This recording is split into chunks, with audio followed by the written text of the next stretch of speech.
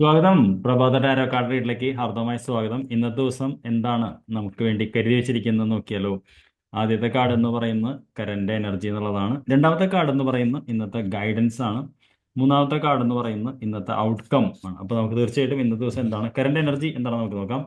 Two of cups എന്ന് പറയുന്ന എനർജിയാണ്. ടു ഓഫ് കപ്സ് എന്ന് പറയുന്നത് വളരെ പോസിറ്റീവ് ആയിട്ടുള്ള എനർജിയാണ്. ഇത് പാർട്ട്ണർഷിപ്പിന്റെ എനർജിയാണ്.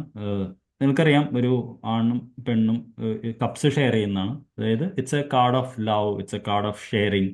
ഈക്വൽ പാർട്ട്ണർഷിപ്പ് എന്ന് പറയുന്ന നമ്മൾ റെഡിയാണ് കൊടുക്കാൻ എന്നുള്ളതാണ്. വളരെ പോസിറ്റീവ് ആയിട്ടുള്ളതാണ്.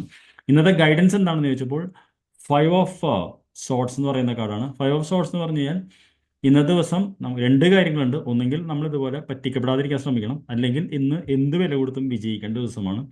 അതായത് മറ്റുള്ളവർ നമ്മൾ വിജയിക്കേണ്ട ദിവസമാണെന്നാണ് ഗൈഡൻസ് പറയുന്നത്. അപ്പോൾ തീർച്ചയായിട്ടും നമുക്ക് ആ ഒരു അർത്ഥത്തിലെടുത്താൽ മതി. എന്താണ് ഔട്ട്കം എന്ന് വെച്ചപ്പോൾ നയൻ ഓഫ് വോൺസ് ആണ്. ഇതും വിജയത്തിൻ്റെ കാർഡാണ്. ലോങ് ടേം ഒരുപാട് നാൾ ഫൈറ്റ് ചെയ്തിട്ട് വിജയിക്കുന്ന കാർഡാണ്. അപ്പോൾ തീർച്ചയായിട്ടും ഇന്ന് ഒരു നല്ല ദിവസമായിട്ടാണ് കാണുന്നത്.